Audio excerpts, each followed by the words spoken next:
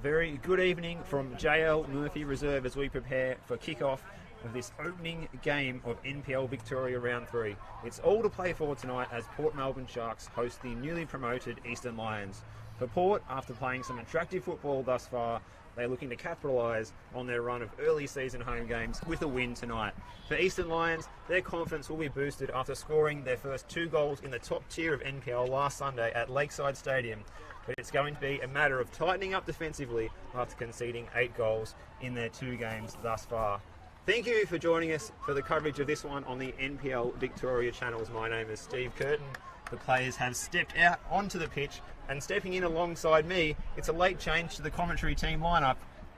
Hello to you, Ed Gooden. Hello, Steve. It's unfortunate that the dulcet tones of Craig Filer won't be joining us this evening at the wonderful JL Murphy Reserve. But as you mentioned, it's an extremely interesting game between these two sides. Eastern Lions, of course, conceding a fair few goals in the last couple of weeks. They did get the 2 against South Melbourne the last week, but it kind of told a different story. And Port Melbourne, of course, they've been decent, not getting a result against Bentley in the 1-1, but putting in a good performance nonetheless. Yes, they played some attractive football last week. I enjoyed watching the replay of that one during the weekend. Yes, as Ed mentioned there, we do apologise to everyone at home who's tuned in tonight, looking forward to hearing those tones of the Welsh accent of Craig Filer. And Craig, he couldn't make it tonight due to his commitments with the B licence, with his coaching, so that's why he gives such hot takes and good insights into the matches here in NPL Victoria, and he's expanding on his knowledge at the moment. He will be back in the commentary box again very soon. I'm excited. I am sure. I'm excited to have him back. He's always an extremely fun character. As you mentioned, Steve, the players have come out onto the ground, and it's an interesting story in terms of the lineups. There's been a few different changes, and from last week, none of the teams out today have the same captain. Both have changed captains this week. What's going on? We'll have to speak to Stato Andrew Howe about that one and try and find out when was the last time when both squads turned out without their captain. But yes, for Port Melbourne, there's 3 changes this week coming into the side. Milos Luic, Makur, and Matthew Tumanopoulos, all coming into the starting 11. Whereas for Eastern Lions, there's an incredible 5 changes, including their whole midfield 3. Matt Collier and Dennis Deluri, the former Geelong Soccer Club man, starts up front tonight. There we go. We love seeing some Geelong boys, don't we, Steve? And with kickoff underway, it's Port Melbourne attacking to the left of your screen. And Milos Luic is onto the ball here. He's gone down, and it's like the referee has decided to let play go on. Tumanopoulos plays it out wide to Ibrahim. Touched by Luic. It's cleared away in the end by Dan Gathercole, it looks like there. Put it behind for a corner. Well, Luic not happy with Lockie Reeves, the referee on field this evening. It looked like he might have gone down a little bit easy, but nonetheless, Port Melbourne has won a corner here off Luic's nice touch in there to Ibrahim. I did notice Lachlan Keevers did pause on the spot there, and for the moment we couldn't hear a whistle go, but it looked like he might have been gesturing. But anyway, in comes the corner. It's waited at the back post. Chance over the back here. That was Chris Dulu who had the shot there, and this is now Tumanopoulos on the ball. One of the players coming into the starting lineup this week plays it out there wide to Kamal Ibrahim. He's playing in that right wing back role. Big grab there by Coulter, taking a big screamer in the 18-yard area to calm things down, and the Eastern Lions need to just control a bit of tempo here. It's been a bit of a ferocious start so far by the Sharks. Well, Steve, just on the lineups we mentioned earlier, Sean Kenny for Eastern Lions, the captain, stepping away. Just received word that he's pulled his hamstring, unfortunately. So for those expecting to see Sean Kenny tonight, he will be absent, but he put in a pretty good shift last week for Eastern Lions. And he mentioned the fact they had a whole myriad of midfield changes. It'll be interesting to see how they go about it this week against Port Melbourne.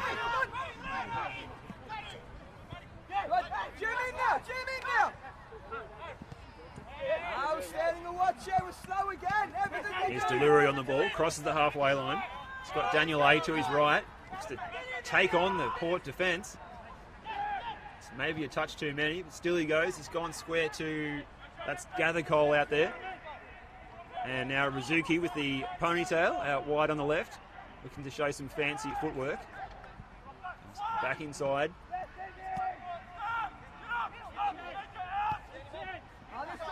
Connor Geyer. Keusis goes back to his keeper, Symes. He's wearing the armband tonight. With Michael Eager not in the starting lineup. And not on the bench either tonight. He's actually out of the squad for tonight. As Ed pointed out earlier, both captains not involved tonight. Tumanopoulos to Ibrahim.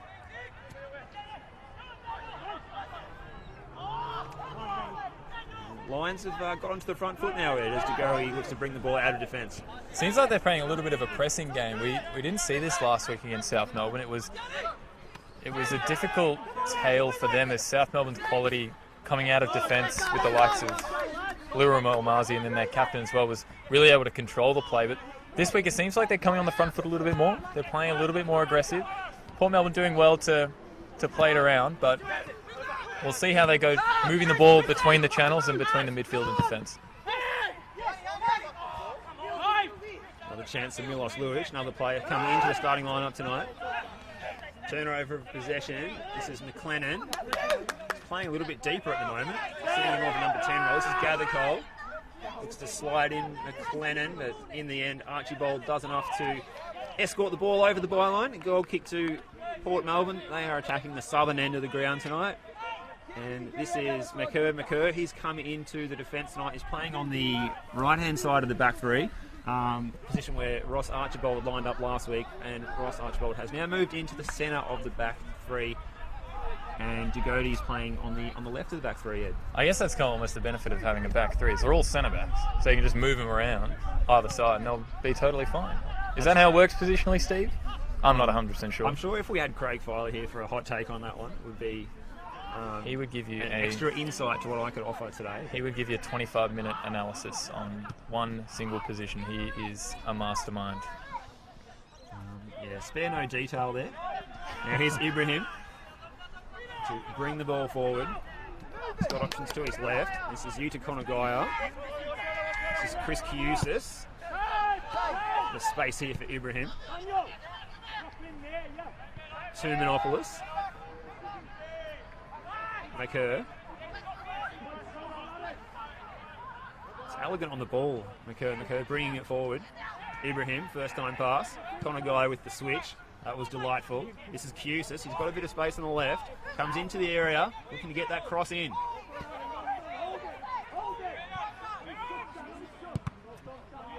In the end, it's a good bit of organised defending by the Lions.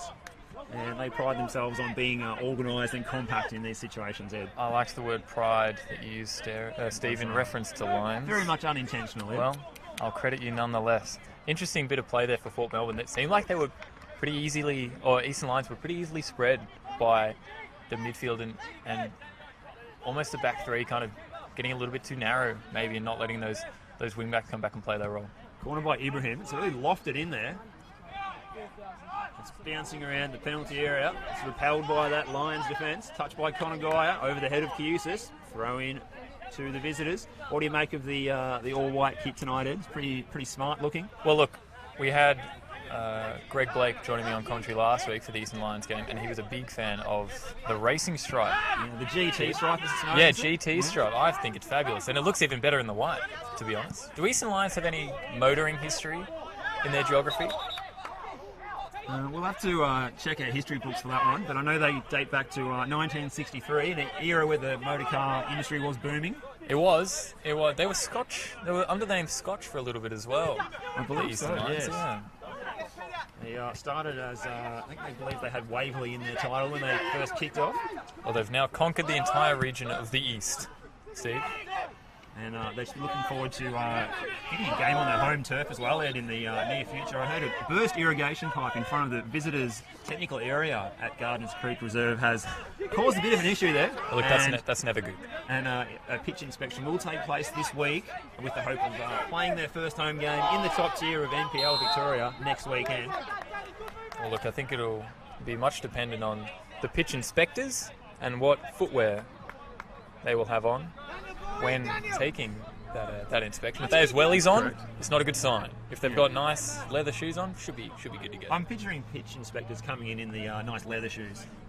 Well, look, it's a risky business then if they're taking the leather shoes. Some of the gentlemen from the club, from Football Victoria and from the Monash City Council. I'm sure they'll be there this week, and hopefully that game can go ahead at Gardeners Creek Reserve next Saturday. It's against Dandenong Thunder. As Ziggy Rizuki, successful from the set piece at Lakeside last week, looks to swing this one in, wearing the armband tonight, over to the back post. It was a decent-looking ball, and it was onto the head of the number 17 there, Ed, Nathan Sim, the central defender. Well, Steve, look, we know the quality Nathan Sim has, and he was... Look, it's hard to be instrumental in a 5-2 loss, especially defensively, but he was wonderful, I have to say. The effort he put in last week was fantastic. He'd be a little bit disappointed maybe not to end up on the score sheet with that chance there, but you mentioned Ziggy Rizuki having a chance last week. We saw his quality. Another chance for the Lions here. It's a good block by Archibald. Krista Dulu playing the switch. There's Mohammed Awad with a touch there. This is Tumanopoulos out to Ibrahim. Pressure from Rizuki. Sharks win the throw in front of the brand new seating arrangement there in front of the spectators' facilities there. The grandstand, if you like, there, Ed. What do you think? I'm a big fan. We were enjoying a coffee and we had a souvlaki as well before, Steve, and it's a wonderful atmosphere down here in Port Melbourne.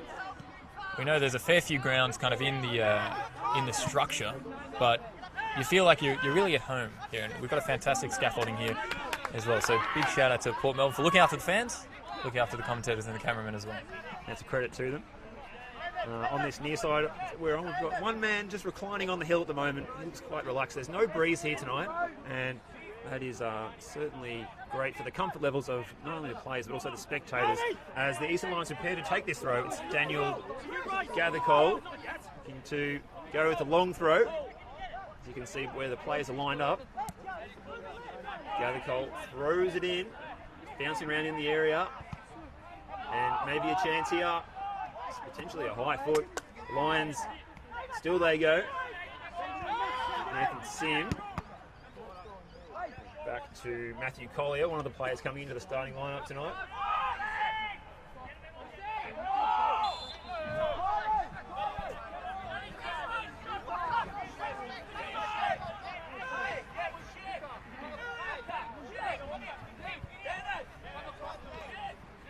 You mentioned Matt Symes, the Port Melbourne goalkeeper, Steve. He's taken the armband this evening.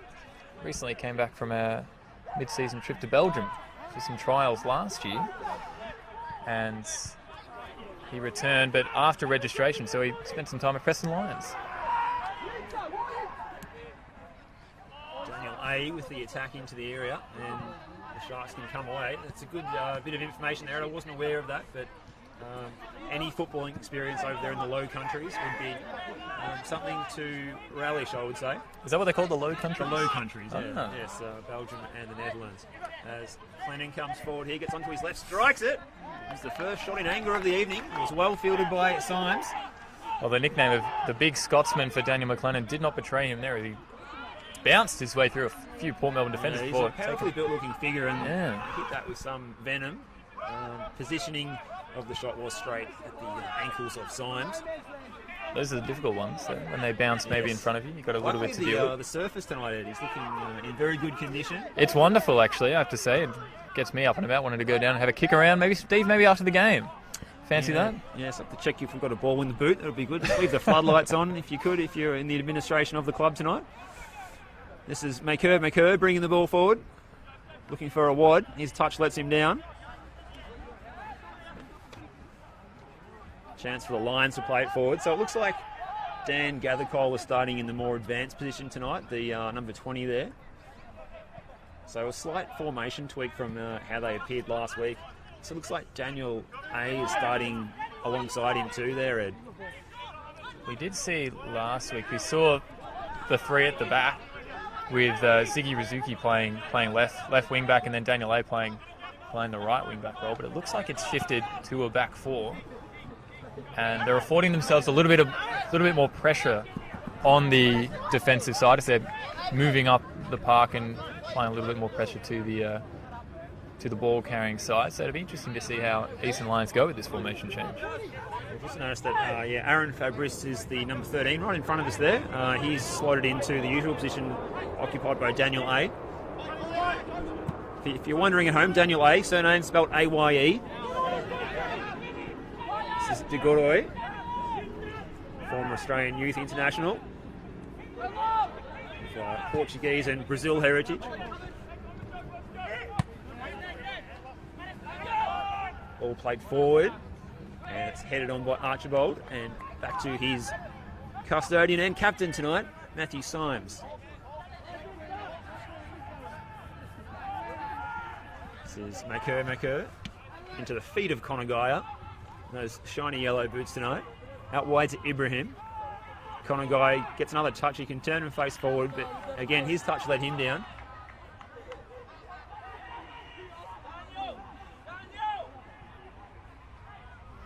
Conor Geyer's first season at Port Melbourne took out the best and fairest.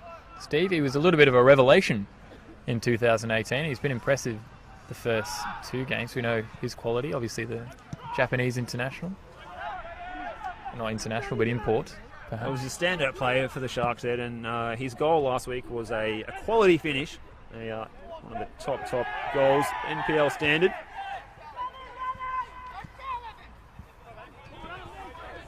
This is Collier. It's cut out by Chris Kiusis on the chest, brings it down. Bounce pass off Chris Adulu, and Gody gets it back. This is a wide dropping back to lend some support.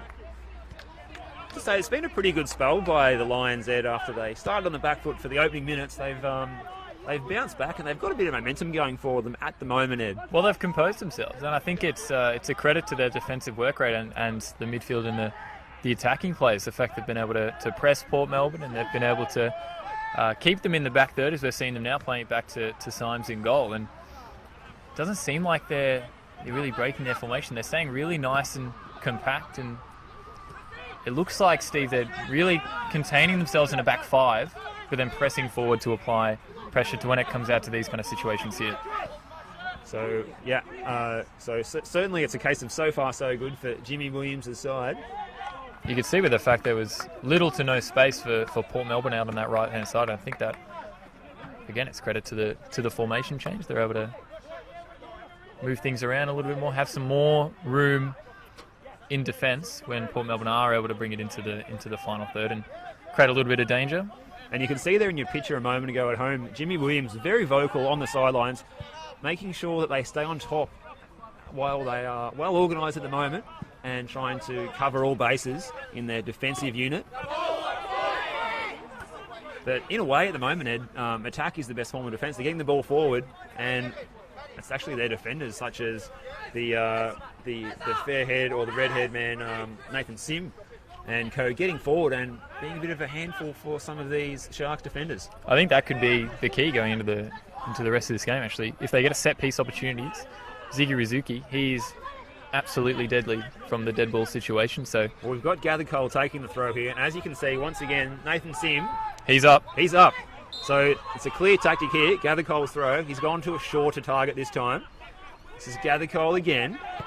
Plays it into the 6-yard area, and good take by Symes. Well, that was like shelling peas, actually, but nonetheless, a good bit of build-up play before the final crosshead. Well, he made it look very easy, didn't he? But it's a little bit of tell that he's a man who's been honing his skills in the low countries. In the lowland.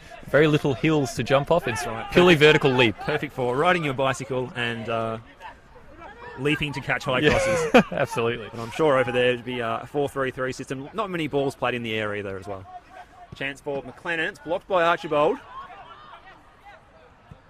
To bring it out wide to the right wing back. It's Ibrahim. Touch for Conor Geyer. Pressure there coming from the number 15, which is Tumanidis. He's been a big presence in midfield so far. Ball into the box, brought down on the chest. And it was a big chance there for Gather Cole. Dan Gather Cole. He's been dangerous so far. And the Sharks can't continue to give him that much kind of space in the 18-yard area, Ed.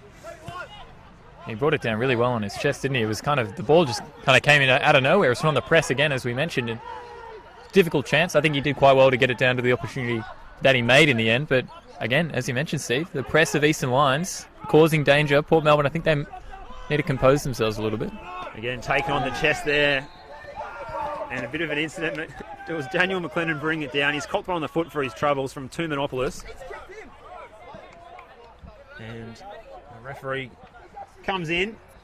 Lockie Keevers to try and simmer things down a bit, Ed. It's a little bit willing. Well, I had the pleasure of watching Lockie in the opening game, Oakley versus Avondale. He had a few choice words for Joey Katavian on the bench. He said, as Joey protested that he didn't say anything, it would have been someone else. And he walked up to Joey and said, "Joey, I know your voice. You said it."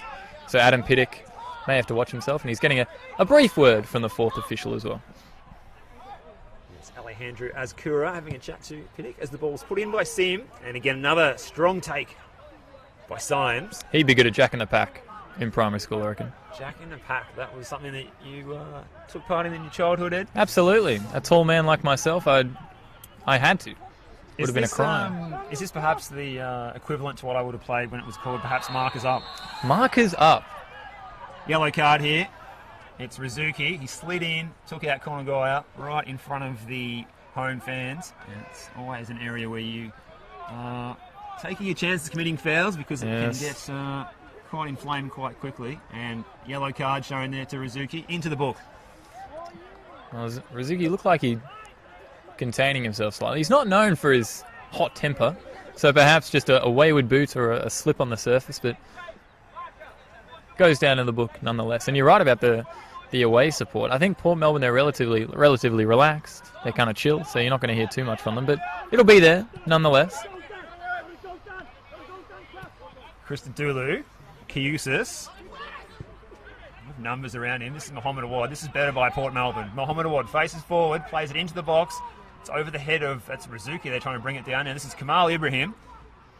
Good tackle by Rizuki there again, Ed. Wins the ball, plays it forward.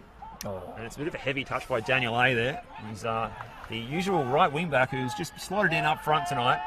As you do. From right wing back to local striker. Football feel when you have these versatile players, Ed. Absolutely. It's 11 James Milners, I think. It's the world we live in today, positions so specialised. And this is an example of maybe a throwback in time. This is Maker on the ball, bringing the Sharks forward. Tumanopolis. Degodoi. Mohamed Awad.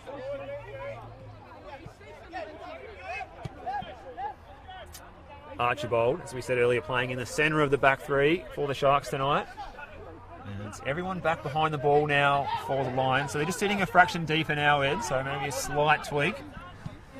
I think Daniel A is going to be working his legs a fair bit if he's just going to be the solid presser there. We can see Port Melbourne able to bring it so far up the field. It's a chance for Ibrahim. If he can keep it in, he slides down at that bay end of the ground, but even a man of Kamal Ibrahim's pace, the former Melbourne Heartman, couldn't keep that one in. Former Melbourne Heartman. How often do you hear that these days? Not enough, I would say. Not enough, absolutely. It's a dangerous ball there for Eastern Lions, for Port Melbourne, able to play just one pass and then they have almost somebody in behind. Daniel A, you saw he was just a solo man pressing there, so maybe just a little bit more communication between him and the front three to have a more spread and well-balanced press. Strong header by Archibald, and Rizuki flies highest.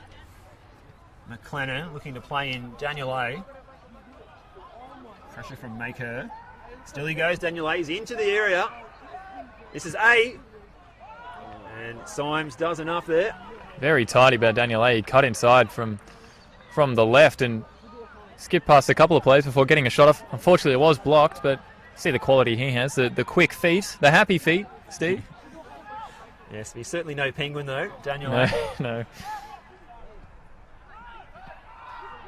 Maker, Ibrahim, and Al Degodoi. Christodoulou.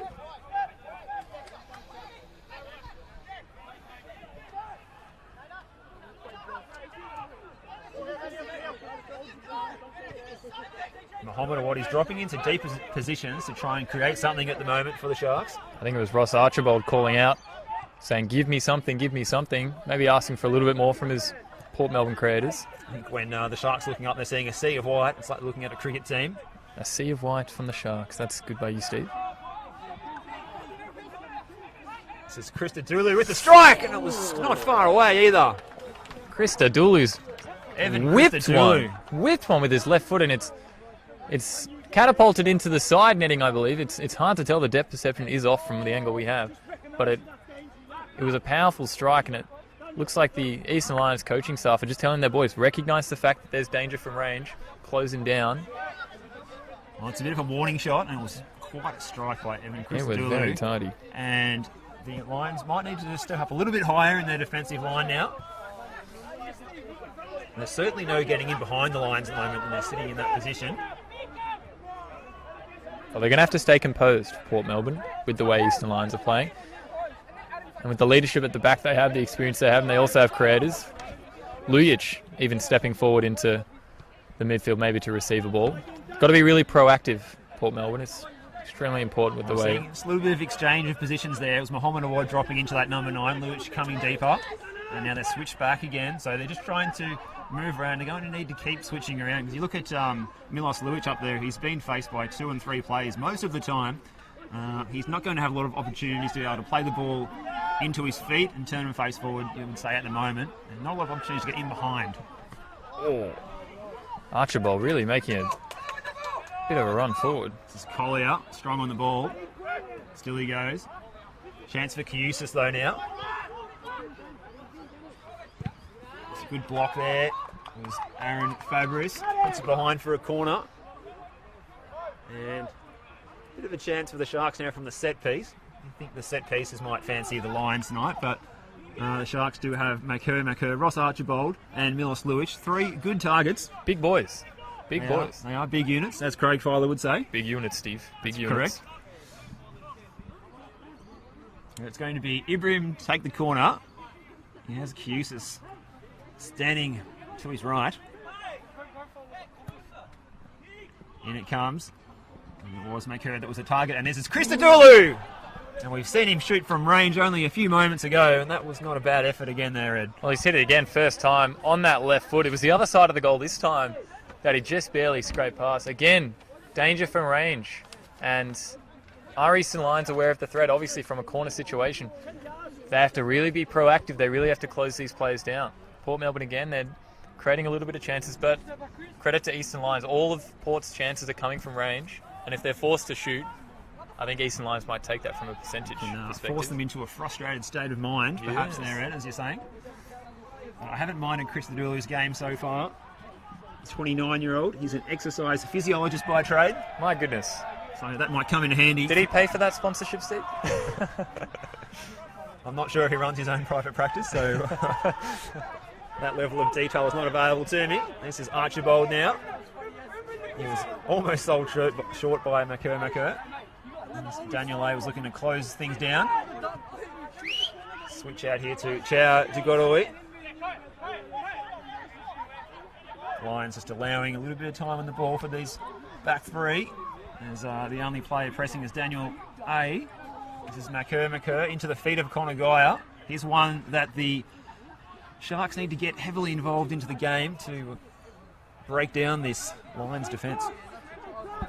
Well, for those having a larger look at the screen, you can see the amount of space Chris Caeusis has out on this left-hand side.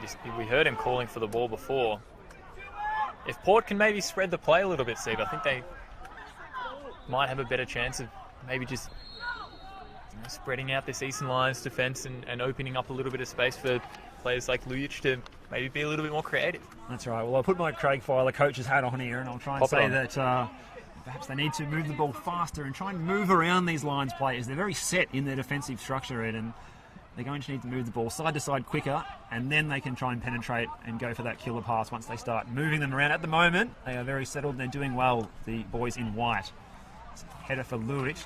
Can't win it. He battles again. Sim does well.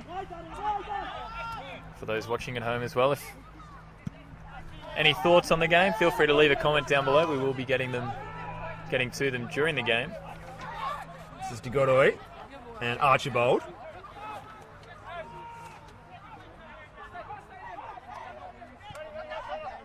Caeusis now. Time for him, the left fullback. Into Mohamed Awad. Archibald. De Godoy.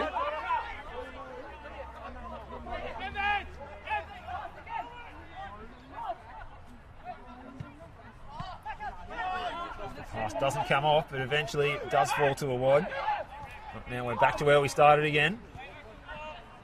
Chance now for Tumanopoulos to bring the ball over the halfway line. Plays in McCurr. Down the line, this is Ibrahim. Looks to come inside. Good skill by him. Into the feet of Luic. His touch is a bit heavy. Back to Ibrahim.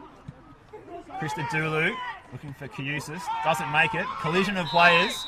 Thought the referee might have paid the advantage there, but in the end, Aaron Fabrice has stayed down.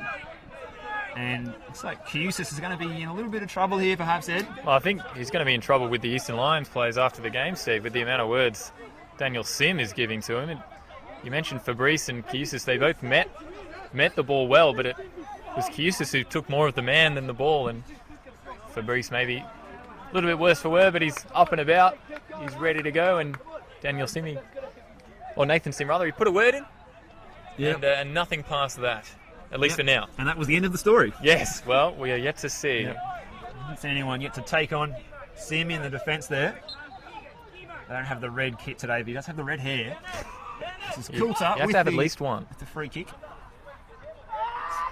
Flicked on. It was an intelligent flick on by Dan Gathercole, but he needed to be on the same page as Daniel A to put it into his path. Unfortunately, it was just into the path of Matt Symes. Well, Adam Pittock, Port Melbourne manager, he knows how dangerous that even slight chance was for Gathercole. A free header. See, Pittock was not happy. Cries of anguish as the ball flew off Gathercole's head. Yes, he's a frustrated-looking figure at the moment. He's a man that he sometimes does wear his heart on his sleeve, and I can see why he would be frustrated at the moment. Very hard game to plan for tonight, Ed, against the Lions, who've made 5 changes to their starting 11 from last week, and also their formation is completely different as well, and their strategy. So everything he's planned for based on their 2 games so far this season would have gone out the window as Kouyoussis clears that ball, and it almost lands right on our commentary position. Well, fantastic touch by the 2 young men down below us. But I think it's credit to the Eastern Lions coaching staff and the players as well that they've been able to switch things up. I'm assuming they've been working on it for a little bit and they have it in their locker. So being versatile in a league like the NPL is hugely important, especially your first season in the division. This is Daniel A. Stolen by Tumanopoulos. De Godoy with the emergency clearance. Sim won the header. Just a little back flick. Sim and Luic appearing to engage in a small hug, which is, look, I'm assuming it's hugely friendly. It's what we like to see. More aerial duels going on all over the field at the moment, Ed. Mizuki's gone down on the floor, and Konagai's going to play on. Mizuki gets back up to his feet slowly. Kamal Ibrahim in front of the players' race. Inside to Tumanopoulos. It's a good first touch out in front of him. Have a look at Ziggy Rizuki, the work rate on the man with the ponytail. He went down after a hard fall, and he's having word with the referee now, but he got straight back up. He chased that ball down, and he put a crucial foot in. That's absolutely fantastic. Impressive, Ed, because it's all going to be tonight for the Lions about the pressure on the ball, and Rizuki certainly did his coach proud there. This is Mohamed Awad, looking to find some space in front of him. Has to come back to his back 3 again, though. First time pass by Kouyoussis. In fact, it was Christodoulou. On the ball again is Christodoulou. This is Archibald for De Godoy. Mohamed Awad has to go inboard.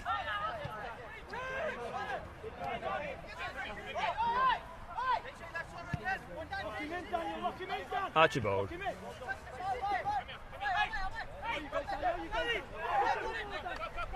Looking for movement. Awad's touch under his foot. This is Milos Luic.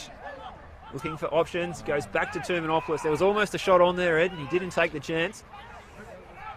McCurr comes motoring forward. Out wide to Ibrahim. This is Awad. And it's a good bit of defending there by Deng. Deng, who's been playing on the right of the back 3, is lining up more on the left-hand side of the defence tonight. Tell you what, that chance for Luic there, he could have pulled the trigger with the right foot, but he just kind of faded away. He's not going to see a lot of those chances today, Steve, so He has to take them where they come and get a shot on target and apply pressure to the Eastern Lions goal. He's a player who we know is a poacher, and he's going to have to create chances for himself today. Is he going to be able to do it? Remains to be seen. I think, like you said just then, Ed, the key will be making hay while the sun shines, as the old adage goes. I haven't heard that one, actually. I'm learning so much tonight. It's wonderful. Which didn't realise that our age difference was so great, I think, Ed, going into this one. I mean, look, I'm 22. Just by the look at you, Steve, I'd say it's about 5-year age difference. Correct. Yes, absolutely correct. Yeah. Yes. Looking forward to my 28th coming up soon. Throw by Deng. Solid challenge in front of the home spectators. Makur runs out of play, fetched by the young ball boy over there. Good to see Port Melbourne engaging their junior players tonight. Is it engaging or is it just free labour, Steve? Well, it depends on the interpretation and how you want to look at it, and also the enjoyment levels as well. If I'd enjoy it. I feel like they're getting something out of it. If you were a young player in the under 12s, would you like to partake in that on your Friday night? Oh, 100%. I got nothing better to do as a 12-year-old. You might as well come down and collect some balls for the senior side. Absolutely. A little bit of push and shove we saw over there between a few players. Maybe tension's building a little bit. It is a slow boil at the moment, but it can erupt at any stage, I think, Steve. It's a good call, Ed. And as we were saying about the juniors, a number of young players here. They're all in their club tracksuits supporting the Sharks tonight, so it's good to see the family atmosphere and component here at JL Murphy Reserve. This is Chris Kiusis.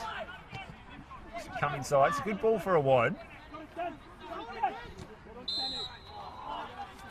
The pressure there was coming from Dennis Yongul, also known as Dennis Lurie, as we referred to him earlier. Also was the case at Geelong last year for the South Sudan International.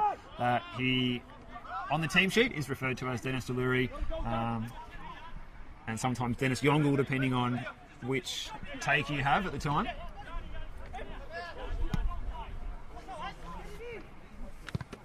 Cross by Kiusis is partially blocked. Sim with the header.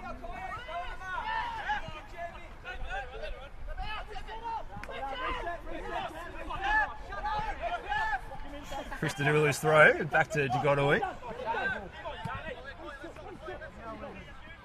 few choice words for his centre-back partner, or his centre-back rather, in Ross Archibald, as he telling him get the ball in a little bit faster in no uncertain terms, and he told him to, I am, in no uncertain terms. I am and I shall. I am and I shall. I think, Ed, what you're picking up there on is there's a little bit of frustration in this one. Last week, the Sharks were on the board in within 9 minutes with that goal by Yuta Konagaya, and at the moment, their shots have been few and far between. Really, the only opportunities falling from range to Evan Christodoulou with those two fine efforts that were just off target from well outside of the penalty area. There he is there again. Christodoulou looking to play in Kiusis. Pressure from Collier. Good sole of the foot here from Kiusis, and dinks it through to Konagaya. Here he is. Yuta Konagaya plays it into the back post. Headed by Luich, and it's over the bar. A good bit of play. Probably the best we've seen so far tonight from the Port Melbourne Sharks. Good skill there, Kiusis, Konagaya, and then finding the big man Luich. That's what he's there to do, get his head on those ones. He did, but it was just over the bar. I'll tell you what, Steve. Konagaya is a small pea, but he has the strength of a mammoth. The way he used his body there was absolutely fantastic. And to get that ball in with his left foot too, and awaiting Milos Lujic, but he just maybe was on the back foot a little bit. The ball was a little bit too high, and he couldn't quite get over the top of it, and just barely looping it over the crossbar. That's a good call about Konagaya there, you make it. I've seen footage of him, the defensive side of his game from his previous club, Blacktown City in New South Wales, and not only known for his creative flair, he's also very good for a small man at using his body and getting back and winning the ball and positioning himself to win the ball. It's the low centre of gravity, Steve. Oh, I'm helps. extremely Something jealous. that neither of us can boast. Here comes Mohamed Awad. He's in the right-hand channel. Looks to go onto his left foot. Konagaya again. Shot was blocked. Jagodoi goes bang. And that one's... Have a look at the ball boys. They are keen for that one. That's almost gone down to Williamstown Road, Ed. But you know what? You can have that one for free. That's gone that far. Whoever's driving their car down that road there, that's your ball now. An ambitious attempt from as you can tell by the shot, a centre-back. Yes, that's right. Well, he's good on the ball. He's good at positioning. Shooting, maybe not his main strength, but certainly a good sound technical player is Chao de Godoy, the former Australian youth international. Tried his luck in Brazil at one stage. Not very often you see Australian players going over to Brazil. More so likely to happen the other way, especially since the advent of the A-League. Ed. An exchange program, perhaps. Yes. Did they send one over here as well, a Brazilian player? Yes, I think we send one player over, and then Brazil sends 36 players over. It's a good ratio to have, I think. This is Makur. Archibald.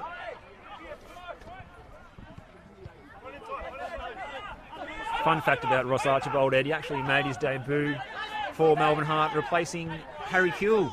Wow. Of all the as a people, substitute. That's wonderful. I think it's a very specific era of Melbourne Heart when you're replacing Harry Kuehl as well. God, that is a fun fact, Steve. Clearance by Symes. That picturesque pink sky is the backdrop. Hughes comes inside. A wide. Quicker is the call from Adam Piddick. Inside by... Here's a wide again. Plays it square. And again, Rizuki there in the right place to intercept that dangerous ball into the area and just calmly play it out. Positionally, it sums up Eastern Lions' performance tonight. Rizuki's presence just sweeping and performing really well on that left-hand side. And here's a chance for Dennis Deluri, or Dennis Yongul, if you like. He comes into the area, plays it square, and it goes behind for a corner to the Lions. It was almost an anticlimactic counter-attack there, Steve. He had all the space in the world, and he was moving the ball forward at such a steady pace that we were almost didn't expect him to enter the box, but he's done so really, really well and got a ball inside. Unfortunately for the Lions, no one there to meet him. How wonderful would have that been before half-time? But Ziggy Rizuki taking this corner, Steve. Danger for Port Melbourne. Huge amounts of danger. It is. The man with a dangerous left peg, so it will be the outswinger. The big targets are forward, including the big Scotsman. That's Daniel McLennan.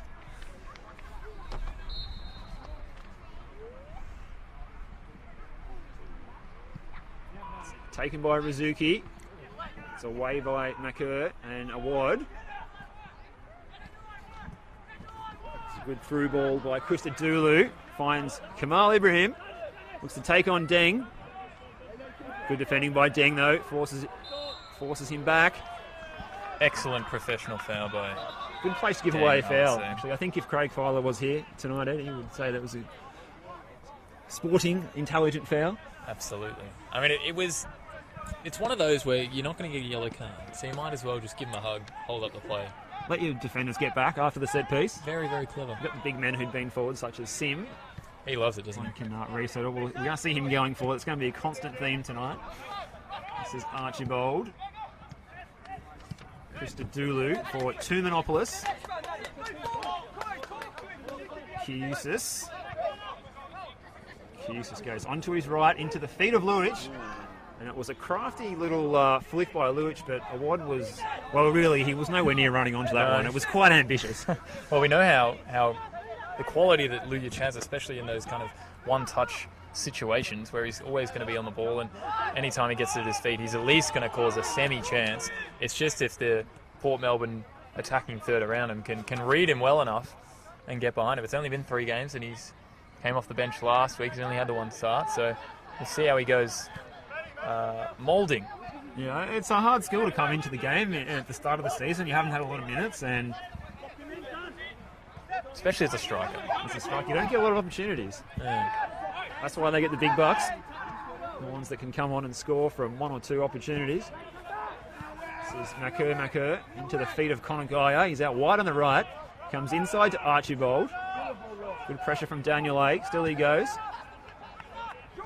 Just moments ago, it was that last forward thrust by the Lions. It was Gathercole with the flick, but it was nowhere near the feet of Daniel A. If those 2 guys have got on the same page. Anyway, de Godoy comes forward. This is Kiusis with the cross. It's a decent block, though, by Matthew Collier. And it's another corner opportunity for the Sharks.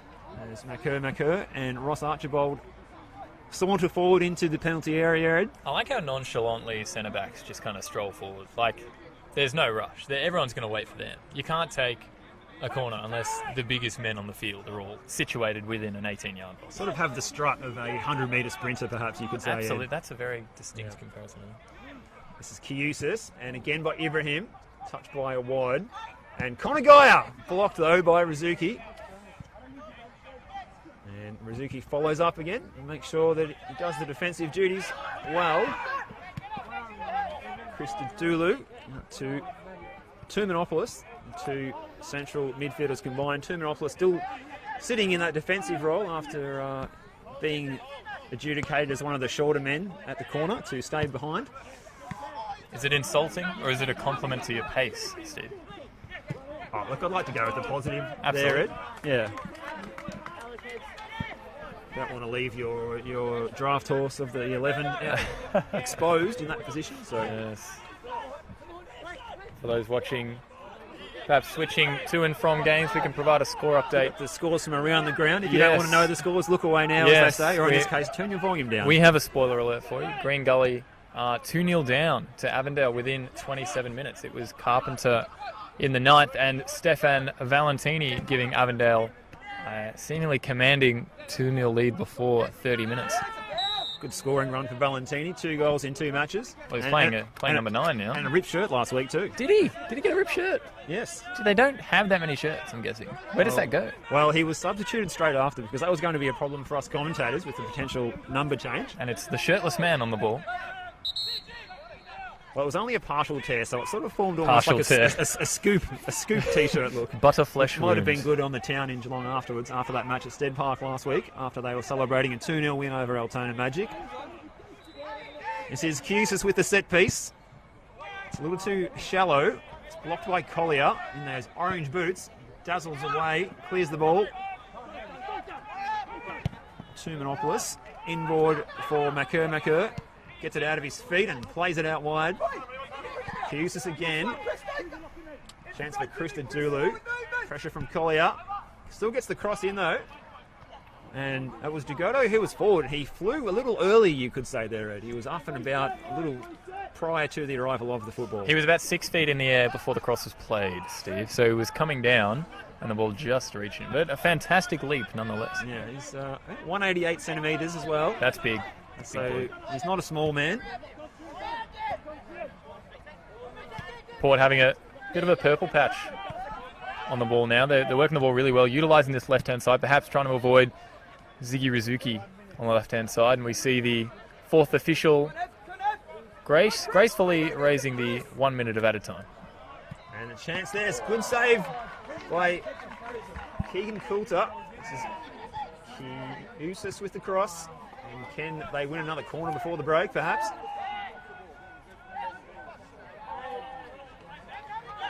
This is Dennis Yongul playing it up the line. Archibald. The call was time Ross there, but he did have Daniel A hot on his tail. Nonetheless, he got it back to Sim easily. So 0-0 here as we are in the shadows of half time. What do you make of it all so far, Ed? It's been really interesting, Steve. It's been a defensive and a tactical battle, I think. Having a look at the Eastern Lions, the way they've shown up, for those who watched the game last week, it was a difficult game for them. They looked a little bit slow. They maybe were a little bit kind of out of their depth playing against South Melbourne, but they've shown real promise in the first half. 0-0 so far, Steve. Port Melbourne have put in a good possession-based stint with Eastern Lions holding up fabulously well defensively. We saw a chance at the end of the first half there with Keegan Coulter having a parry away a Port Melbourne strike. What have you made of this first half so far? As I mentioned, tactical, defensive, entertaining, perhaps not the word we're looking for.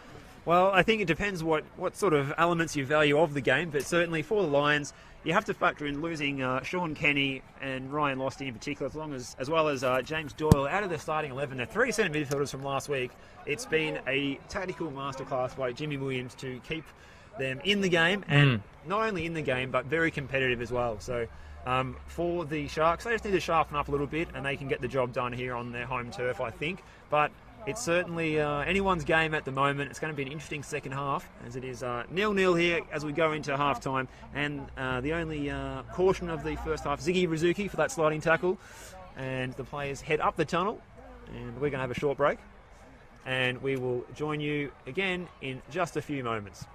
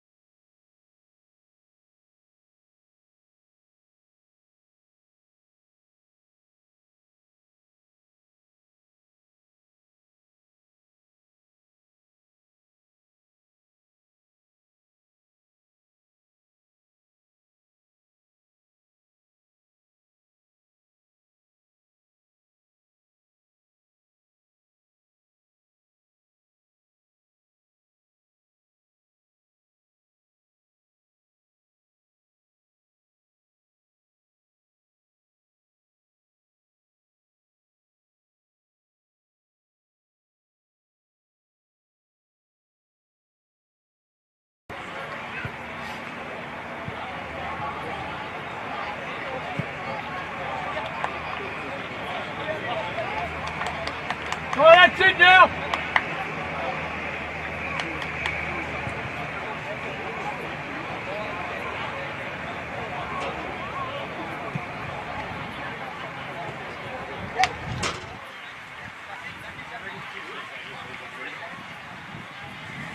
Come on, go.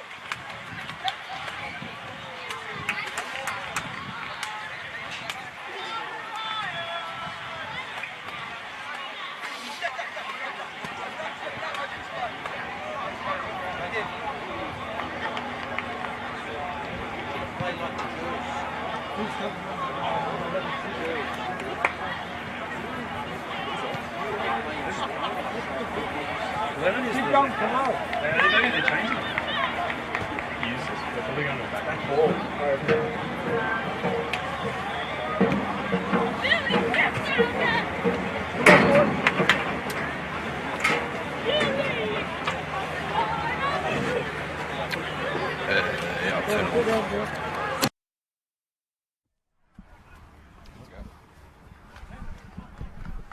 Welcome back to JL Murphy Reserve for Friday night football in round 3 of NPL Victoria. Steve Curtin and Ed Gooden with you on the call tonight. It's still 0-0 here at half-time in this one. We've just had a half-time change for the Sharks, Ed.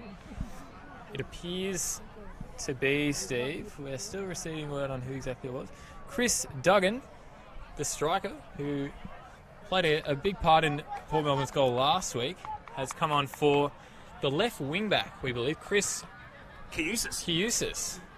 Kiusis was quite busy in that first half too. I didn't mind his game, but he has been the one sacrificed for this. What we believe to be a tactical switch, Ed. We'll monitor things and let you know. Yes. Well, he didn't have he had a huge amount to do, but it was, I think, from an attacking perspective, maybe he wasn't creating enough, maybe he wasn't doing enough going forward, or he could have a little niggle at halftime. We're not exactly sure. We will see if we can receive word during this second half. So, lightning attack by the Lions. So the Sharks will bring the ball forward up the left wing. Duggan coming right into the play straight away. Chris Duggan, he's gone down. The ball was well ahead of him, though, to be fair, and it was running through to the keeper. But nonetheless, play's been brought back for a foul against Sim. So Duggan makes an instant impact here off the bench. And it's a yellow card for Sim there, Ed, as well. Well, it was the pace of Duggan that really made that counter-attack more potent than maybe much of us would have expected. But Sim was the man who brought him down, a trailing leg perhaps, or a more tactical professional foul. But a yellow card for Sim, he goes into the book. And Port Melbourne in a dangerous position just outside the 18-yard box, maybe suited for a right footer or maybe a left footer to swing it in. Yeah, I like the left foot option here personally, Ed. A conservative Steve. Not keen on the strike from distance. I've just got a feeling it might be Connor Geyer that will take this one, but we'll see. Ibrahim is the other player standing over it, and so is Mohamed Awad. So we've got options in the box. Duggan, Maker, and Lulich are all forward, and Archibald. The question is who's going to swing this one in for the Sharks. Connor Geyer over it, and Awad taking, and it's in and it's away by that Lions defence. It was a strong header to avert the danger by Dan Gathercole. Tell you what, Steve, that ball was awfully close to the head of Ross Archibald. It just maybe even skimmed the top of him before being cleared away by the Eastern Lions player. The danger for Port Melbourne from the set piece, and they've won another corner, so let's see what they can do from this one. Fizzing into a dangerous area. This looks like Awad to take. It's a little bit too low. Doesn't clear the first mast.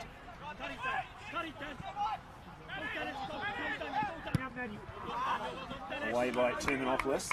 As we pointed out, the designated stay-at-home man for corner kicks and set pieces. The fastest man. It's a good trend, yeah. I like it. Headed by McCurr. Strong. Towed over Daniel A. As we said in the first half, if you're wondering about that surname spelling, it's A-Y-E. If you're wondering, watching at home. Hope you're enjoying the broadcast tonight on NPL Victoria YouTube or Facebook Live.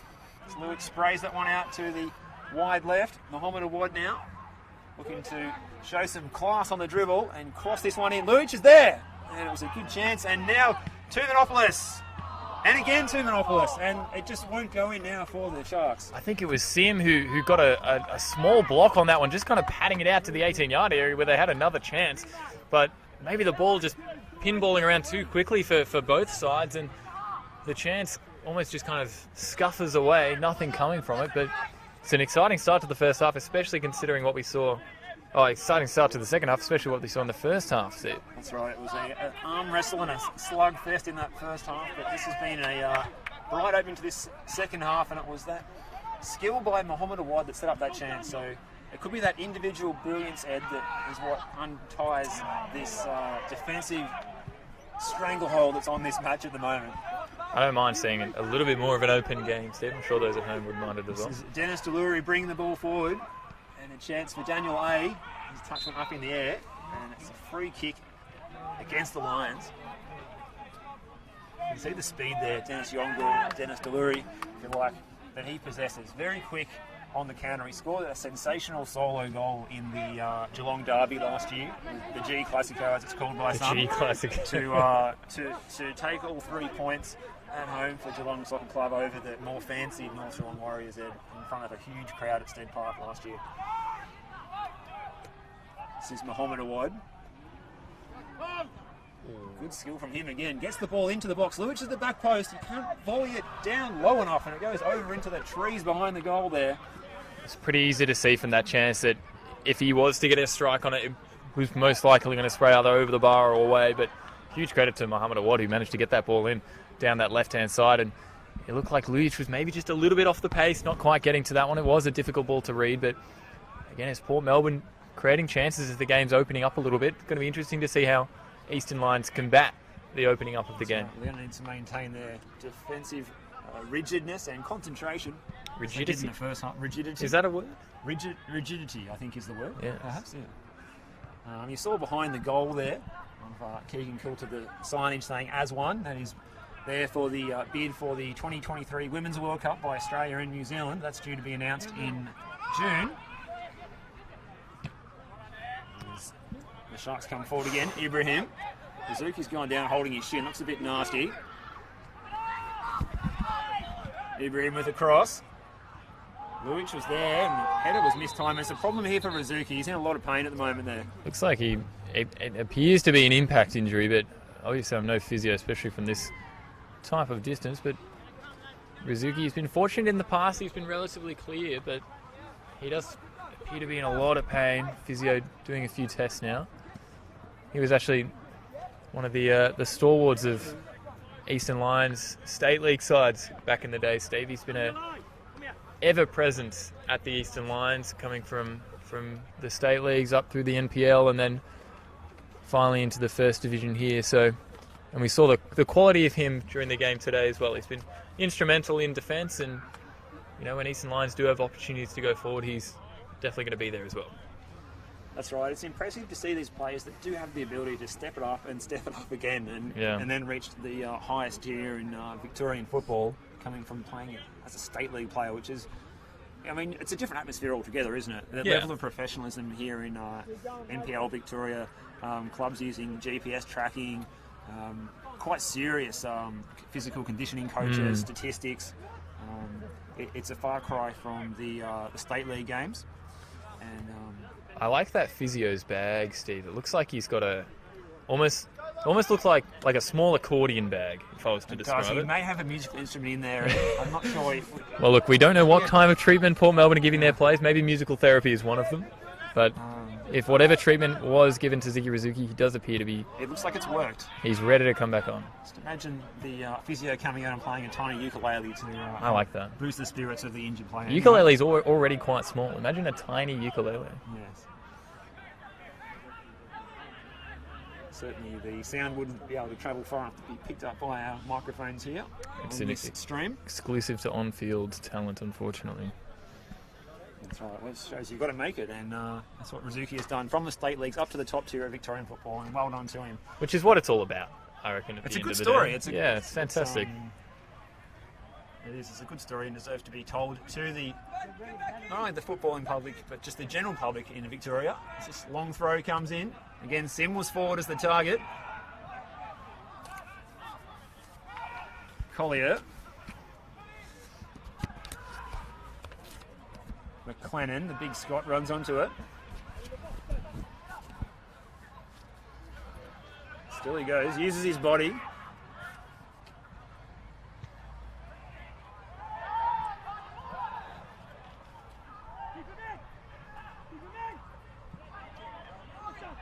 Simonopoulos with the clearance. Mizuki with the header, which was looking for the interception there. You could hear him gasp audibly from our commentary position. Great ball. Brought a smile to Ed's face, as did that ball. And a chance over the back post, almost there. Just didn't quite sit for Dan Gathercole.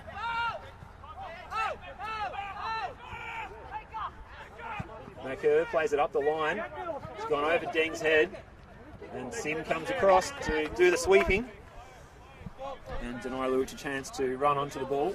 Eastern Lions with a little bit of a purple patch there, Steve. Even if it was just for one string of possession, it looks like they spread Port Melbourne out really, really well. And they maybe are playing a little bit more attacking, a little bit more positively in this first half, which I think we like to see and all those at home like to see as well. Second half. Yes, second half. Apologies. Yeah. We enjoyed the first half so much, we're We actually did. aware that it's finished. Yeah, oh yeah, it's just ongoing. Archibald changing direction. Shao to Godoy.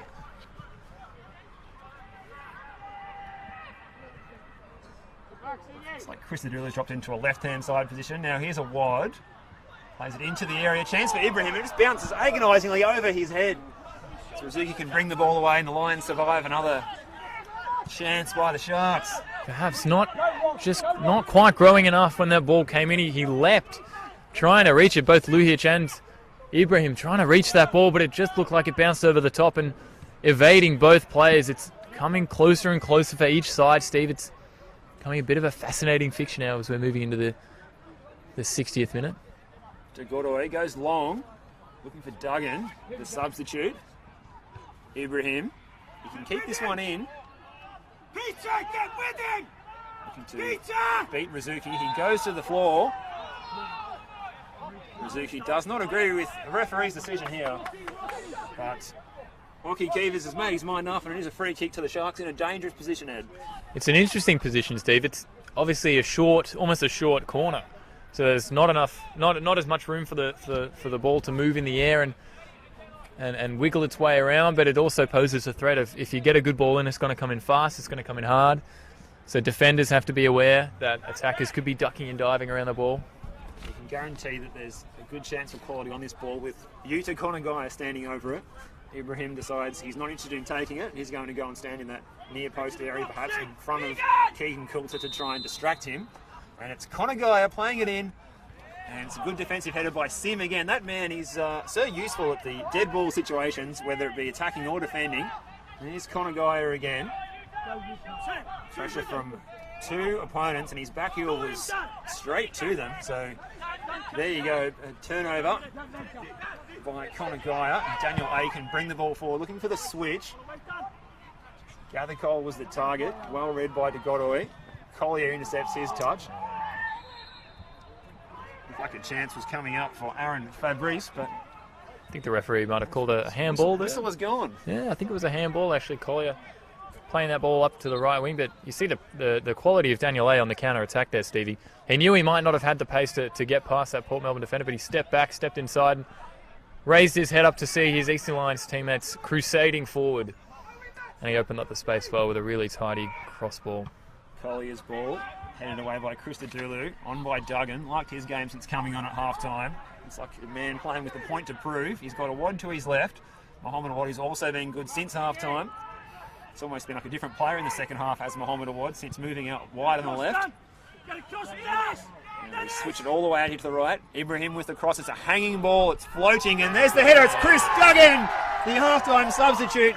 Just as we were saying, he looks like he's got a point to prove. He finds the back of the net with a great header from a well-weighted cross by Kamal Ibrahim. It's 1-0 the Port Melbourne Sharks.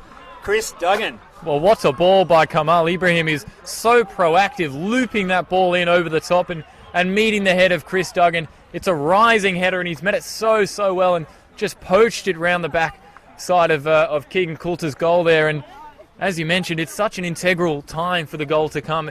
Looks like the game is opening up, and from the brilliance of Kamal Ibrahim on this far side, and the quality of finish from Chris Duggan as well. All credit to Port Melbourne, who now take a 1-0 lead. Well, that's the impressive part of the Port Melbourne game so far, the ability to make that tweak at half-time and also show patience. And as I say that, the call from Adam Piddick and Sam Pudakides in the bench there for Port Melbourne is patience, and patience has paid off for them on this occasion. Chris Duggan with the perfectly headed finish. How good was the ball, Steve? It just hung in the air. Oh, he looked up and straight away he just smashed it in. It was an invitation, yes. And it was posted straight to Chris Duggan, and he accepted the RSVP. 1-0 to the Sharks. It's a goal that you'd say they deserved on the balance of play in the second half. Although the Lions haven't been without their attacks as well. The big Scotsman is dispossessed, and there's a flying shot there coming out of midfield, out of almost nowhere though. Iani Tumanidis, a solid figure at the base of the midfield. I think he was inspired by those first half attempts by his counterpart on the other side, Evan Christodoulou. Well, from our angle, Steve, it looked a lot closer than I think it may have been. And the ball boys doing a fantastic job getting the ball back into play. But ball boys have been busy tonight. They have been. It's long range. They have been. And we've got an injury delay here, and it's going to be a problem for Chad Godoy, who's been very good in the back three for the Sharks tonight. He's been very, very tidy. Physio making her way over to evaluate. She's got a regular physiotherapy type bag that she's just... No accordion. No accordion. It is not the roadie type... the roadie. That's so... Roadie. I was trying to look for the word to describe that, but it is roadie. Yes.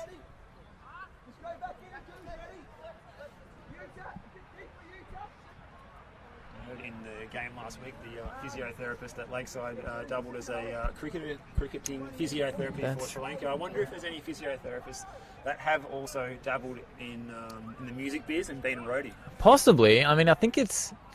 Look, the skill... Trades? Well, I'm not sure, but the skill of carrying a bag while running, it's not as easy as it looks, Steve. It's not as easy as it looks. And that fun fact actually was from yours truly. Well, that's another hot take there. Ed Gooden and Steve Curtin on the call tonight. Late change to the starting lineup in the commentary box. Craig Filer is ruled out. He's been tied up with his B licence. And Ed Gooden was able to step in as the late emergency. If you're listening at home as well, make sure to leave your comments down in the Facebook Live or the YouTube stream as well. We'd love to hear from you. Where are you watching the game from? Are you watching it maybe at a wedding? You're sneaking a game in? Or watching it at work, in fact? Certainly for a lot of those Saturday night games, that's the prime time to get on Facebook Live and just stream it at the reception. Absolutely. Or if you've got a nighttime wedding, just while they're at the altar, just kind of tuning in to Ed and Steve. Maybe if you're the bride or groom at the wedding, please let us know. This is Deng bringing the ball forward. Duggan looks to go for the spectacular. Rizuki, the spiritual leader, certainly tonight. He's got the armband on. Literal leader, yes, in fact. Quite literal. Yes. Sean Kenny ruled out tonight. It's a bad hammy, if I'm correct, Ed. That is correct. Good turn by Lewis. You can see he's almost taking on some inspiration from having Duggan up next to him and lifting his game as well. Some protest from the Lions defence who felt that it was actually Luich holding on to Deng there. I think it might have been a little bit of both, Steve. I think it was one of those where maybe Deng's overall strength just brought down Luich while they were holding each other and kind of almost courting each other down the sideline there. But it was Luich who came up with the foul. People walking down the eyelid. So. Yeah. Now, Conagar and Ibrahim standing over it. We've already seen Ibrahim's quality ball from almost the same position here, Ed. And it is Ibrahim over to that back post and off the crossbar. And it looks like it was Luich who puts his hands to his head. And how he dearly would have loved to have doubled the scoring there. As the Lions come forward, Daniel A chasing Ibrahim. Kamal Ibrahim, he's done well here though. Good positioning, good shooting, good use of the body. I'll tell you what, Steve, that chance there for Milos Luich, He met it so well, and it was the cross again from Ibrahim, which was just spot on. It was very similar to the cross for the goal by... It was. Just a few moments earlier by Duggan. Christopher Duggan. This is Rizuki, the other number 7. Makur's made a little blunder there. It's got under his foot, but no harm done. Picked up by Symes. Got a little bit of a heart-in-mouth moment there. Yeah. Makur. Maybe that was something Port should have looked towards in the first half, Steve, is that proactive long ball. We saw how good they were in possession, but they weren't really creating too many chances. But it looks like the long ball maybe is proving slightly more effective. Well, perhaps, I mean, you feel loath to be floating in long balls when you've got the likes of Sim just nodding them away. Yeah. And Nathan Sim, he is such a good player in the air, in the centre of defence. For the Lions, you can see they're lining up with Sim. He's got Ding and Colling either side of him, and we've got another coming together, Ed. Discontent there, voiced by Jimmy Williams from the technical area of the Lions. His take on that decision. Ooh, Jimmy Williams, actually a former player of Eastern Lions, Steve. He was a best and fairest winner and another ever-present character at the club.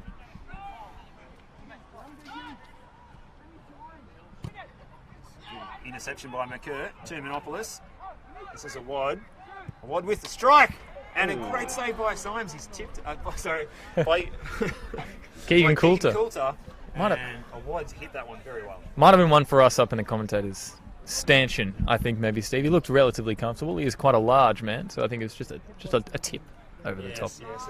Maybe he may look a fraction more acrobatic than maybe he needed to. It wasn't like a dive required. No dive, but He he's... needed to get a firm hand on to make sure it went over towards that big gum tree behind the goal there. Well, I think it's an underrated skill, is the tap behind the goal.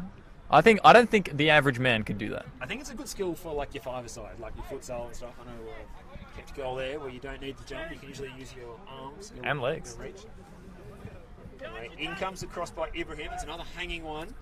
Dugoroi flew highest, went over his head, and this is Sim.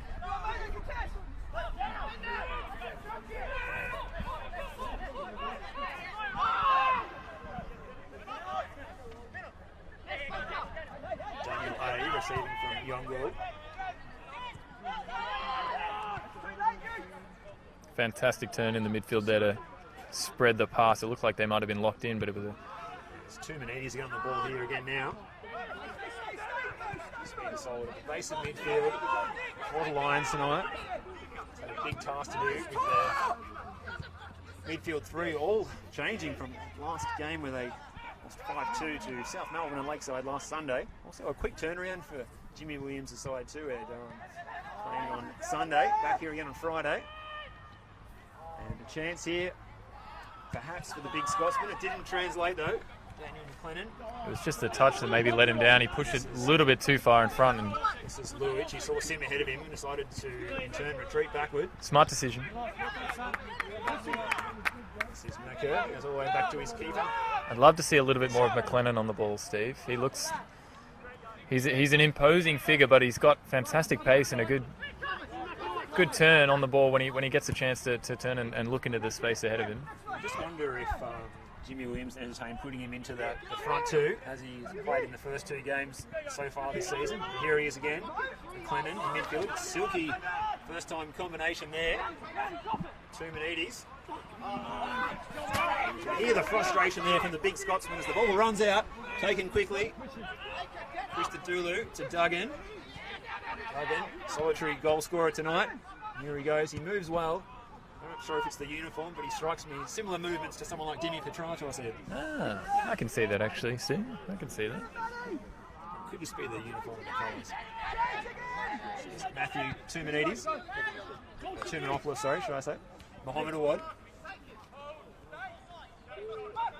Good change of direction by Awad. Blasted in, and it's just gone wide of the goal. It's Luich again. I think it come off his hip. I think it might have been his hip. I was trying to figure out what part of the body that was that could have produced such an angle of attack for the ball, but it was that man again from the right-hand side, causing a huge amount of danger and cutting in on the left, darting in, creating a chance. And Luich, he's been on the end of a couple of those where maybe just quite isn't falling for him, but he's in the right areas, and we know this quality he has. So It's only a matter of time before he's able to open his account for the season.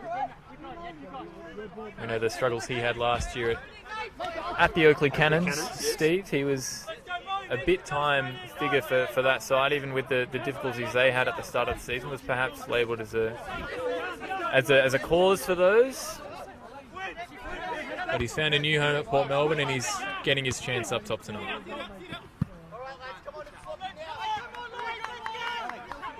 Both sides calling for players to maintain their concentrations. We're midway into this second half. It's a good flick on there, again by McLennan, the big Scotsman, and headed by Sim to no one in particular. This is Chao Goroi.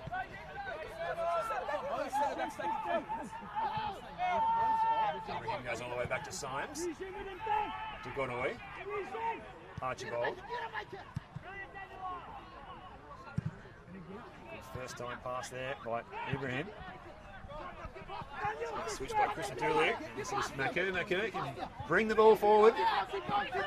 Pressure from Daniel A. Crosses the halfway line. Mohamed Awadi's confidence, you can just see it really increased since half time. Good recruit for Port Melbourne from the Melbourne Knights last season. Chris Dulu. Out here to Ibrahim. Ibrahim coming all the way inside. Runs into a wall of Lions.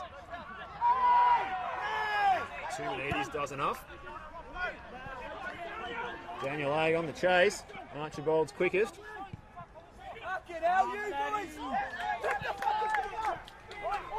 Coach is getting involved, Ed. Well, coach telling the goalkeeper to pick the ball up there, but I believe it may have been a back pass, Steve. So I'm unsure. I took his attempt as being pick it up, as in pick up the intensity, perhaps. well, look, if you're a goalkeeper and you're hearing pick it up, It probably means you're playing Miscommunication. sort of Sunday football. miscommunication is the last thing you want in that situation. Correct. Throw by Gathercole. 2 minutes. Gathercole with a cross. To the top of the box. Hey, back in and pick up! Still alive here for the Lions. That's a good clearance though in the end. Krista Dulu.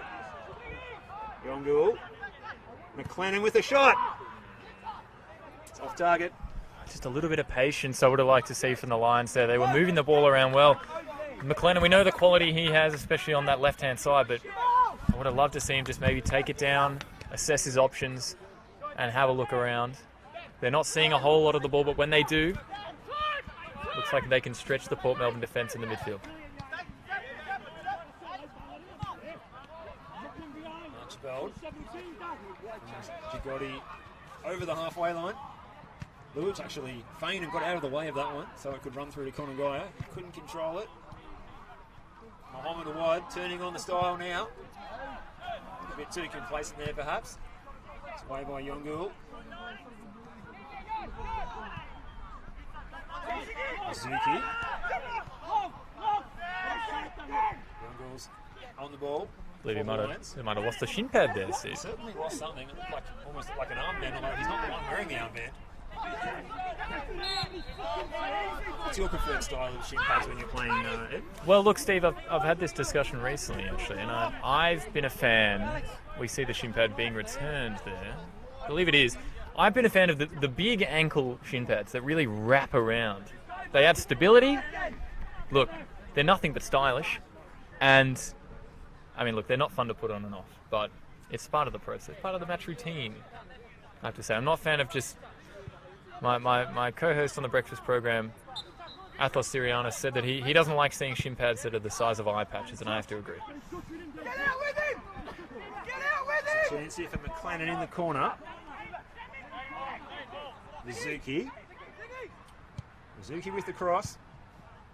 It's cleared by that Port Melbourne defence, and now Konagai gets onto the ball. Can bring it forward. Mr. Dulu playing it out wide from Mohamed Awad. He's dug in. Still the only goal scorer. Konagai for Duggan again. Little 1-2 there. And Awad, and he's Duggan again. And Luich plays waved on. And in the end, it was the Lions defence combining together, including Deng, to get that one away.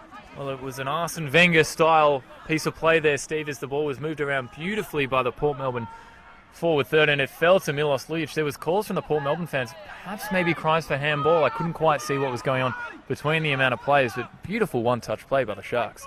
I saw Lockie Keevers wave the arms to say play on, so there was obviously some feel that it might have been a hint of a foul, but not the case. McLennan now, back to Rizuki. Inside to Yongul.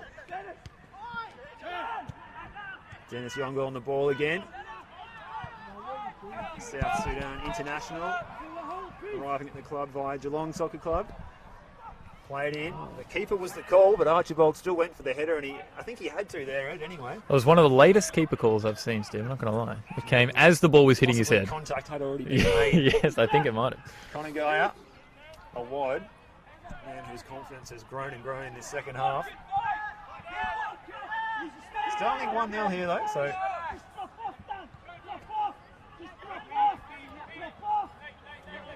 Duggan's goal. Duggan being the substitute tonight is at the moment the decisive one anyway.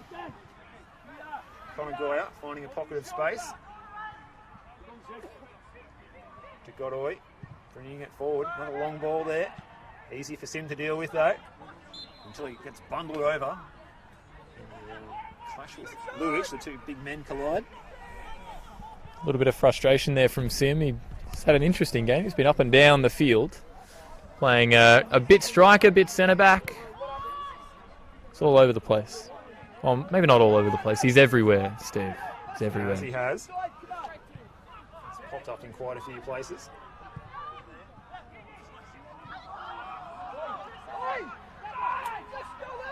Coulter with the ball to Rizuki.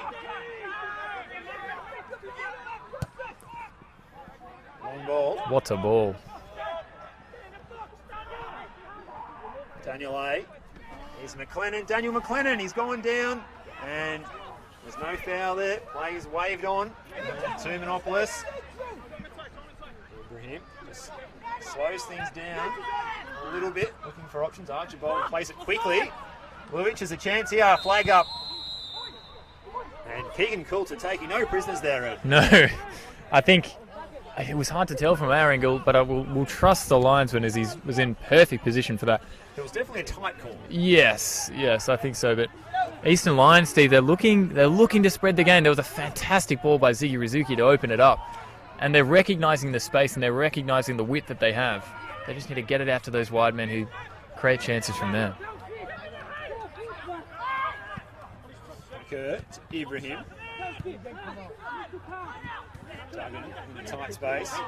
Good bit defending by Deng, and here's Daniel McLennan bringing it forward, chased by Duggan. The two speedsters go at it, and it's a foul by Duggan. Good area here for the Lions to get the big man forward. Well, Sim's going to be one of the targets. We can have a look at Ziggy Rizuki's prowling up to the ball. This is a perfect position for his left foot, and we'll see where Sim and the rest of the Eastern Lions tall timber goes for this set piece. But this could be the chance for Eastern Lions. Bring this game back 1-1 and to really flip the fixture on its head. What do you think of the fashion by Rizuki with the shorter sleeves on the top there? See, I didn't actually notice that, Steve. That's an interesting... It's a bit like sometimes when you see the boys playing for the soccer in the Middle East, rolling the shorts up, he's rolling the sleeves up. I like it. He's got arms, so you might as well show him, I reckon. Too cool here tonight. Good night for football. It is. Are you not chilly? I'm chilly. Compared to what I'm used to at NPL Victoria, commentating on scaffolding, this is about as nice as I've been able to enjoy. Ziggy Rizuki runs over it. It's Daniel A. Interesting to see Daniel A take that one, Stephen. Maybe it was the long bluff with Ziggy Rizuki running over the ball. We did see a couple of nice set-piece routines similar to that last week as they got their goal from a free kick with Ziggy Rizuki being the goal scorer, but no dice on that end as Daniel A took the free kick with the right foot.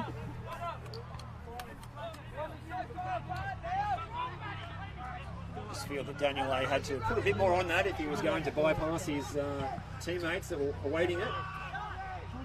Chance for Tumanides. A little bit untidy in there, but the Sharks are good enough to come away. Speaking of untidy, Ibrahim just played that into the midriff of Ziggy Rizuki. We're going to see a change here, Ed. It's going to be this talismanic for the Melbourne victory man, Francesco Stella. It's not a bad play to be coming off the bench, Steve. It's a bit of a luxury, we just said. Absolutely.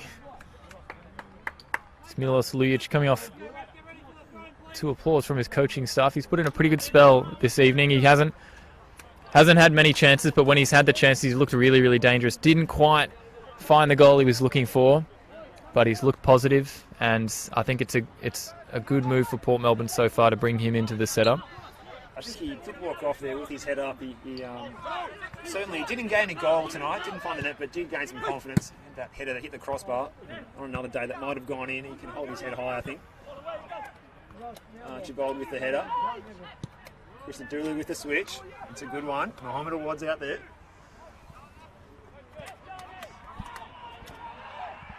Chance for the Lions now. Dennis Yongul.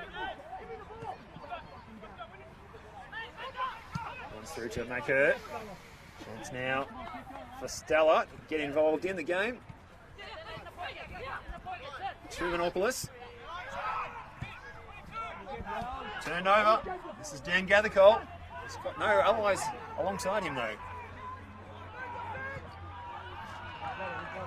Tagodo for a wide, and Tagodo's continued his run here. He's steaming up the left.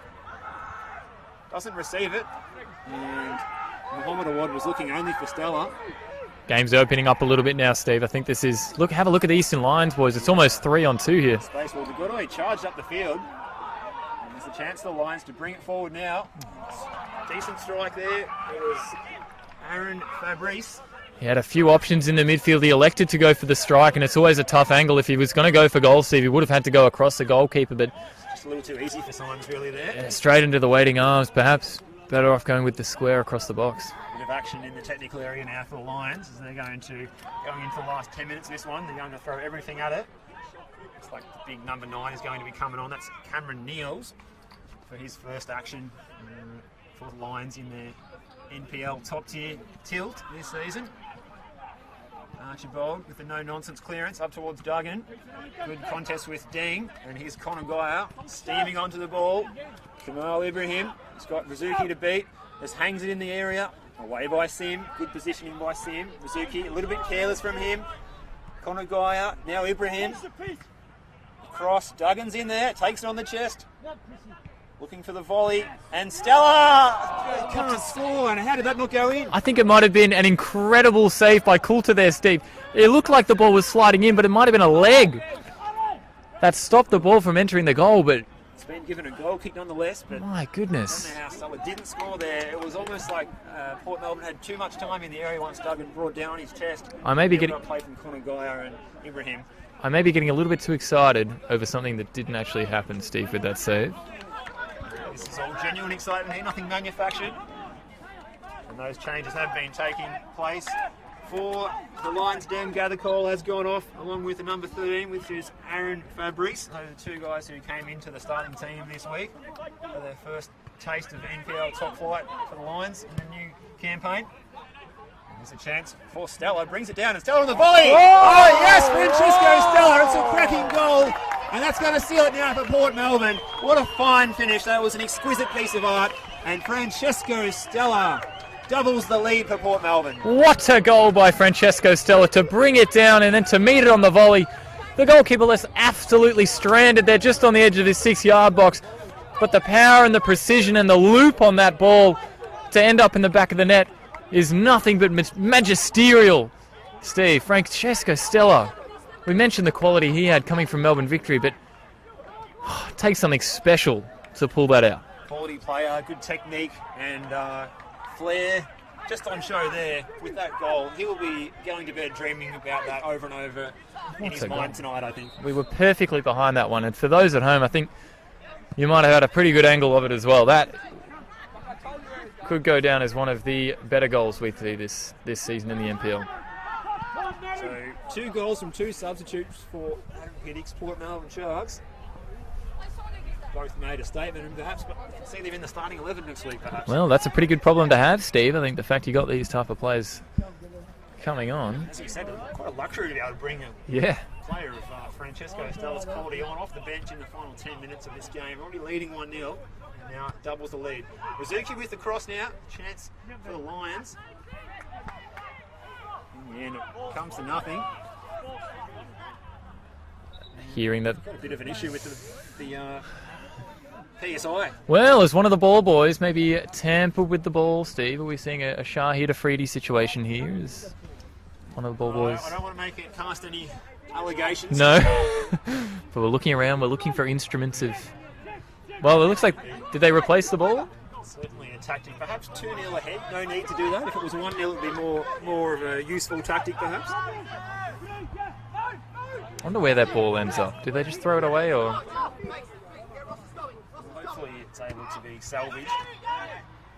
The other player coming on in that double substitution just before the goal was the number 4, William Ellis, getting a taste for the first time this season. Shot there, comes flying in. It was a decent effort from Daniel A again. And the guy usually winds up at right wing back. He's been a live wire for them tonight in attack. Here's Stella and Ding going at it. Good contest.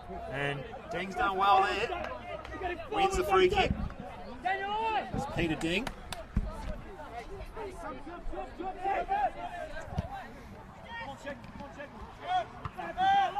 Good headed by Archibald. I like his game tonight, Ed. He's been solid. He's incredibly tidy, Steve. It's a team that does play a few balls in the air at times. It's his communication as well, which has been fantastic. He's been barking instructions at teammates. Sometimes appreciated, sometimes not, but I'm sure after the game when they can see hopefully a clean sheet from their perspective, they'll be much appreciated. There's a wide. To Monopolis.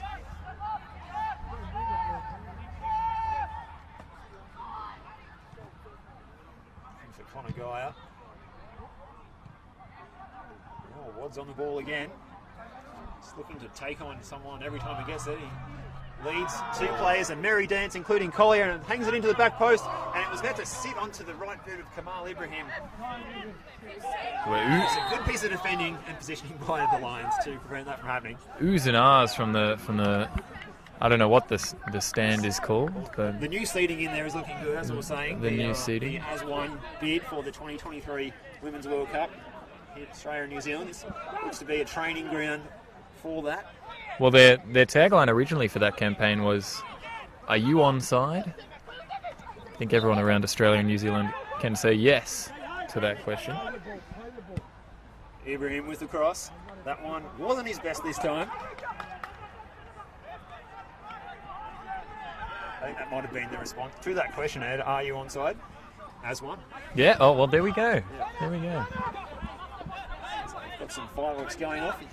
Melbourne skyline behind our backs here in the commentary position. I wonder why. Is there any reason why those would be going on tonight? It's Maybe it was the goal. I think it was that goal by Stella. It had to be. Yeah. It was it was.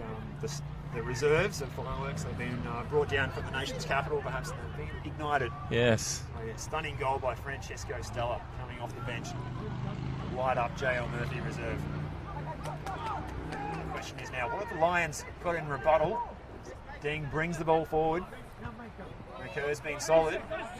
No Michael Eager, the usual leader in the back 3 for the poor Melbourne Sharks, but their defence has stood up very well without him tonight. I'm looking forward to his return though. McLennan, the big Scotsman, plays it forward for Daniel A. He needs some support here, Daniel A, and McLennan says, well, I'll give that to you. Got a problem here for Dennis Yongwell, Ed. I think, might be a touch of cramp. He hasn't had any action until tonight, and as we were saying, it's a perfect night for football, for spectating, and maybe even a tad warm. As we can see, Daniel A is also stretching his calf as well. Steve, it is a bit chilly, I think. I think if I'm out there in the heat of the action. Yeah, oh well, yes, for the players. Like these microphones, it could get hot out there. For the players, I think we've seen the accordion case opened there, and we're having a peep inside. It does look to be a styrofoam setup, so it can further theory that a roadie is present at the game tonight. Well, we've got a first here tonight at JL Murphy. 3 games going on around NPL Victoria tonight. I'm glad, we thank you for choosing this one, joining our company. Myself, Steve Curtin, and Ed Gooden on the call. The Sharks looking to claim their first 3 points of the season to add to, or their first win of the season to add to their 2 draws they've had so far. Start to spring up the table. Well, Going to see another change here as well. Looks like it's going to be the inclusion of Christian Bombachi. He's going to be wearing the number 19 jersey tonight. he looks a little bit like Lionel Messi in the early days with the 19. Well, he's got the hair at the same length as Messi at that age. Stella tries the back heel. Awad. This is Muhammad Awad. Runs out of ideas. Cleared away by that Lions defence. Mizuki's lost out to Konagai. This is Yuta Konagai. Yes, he scores. It's 3-0.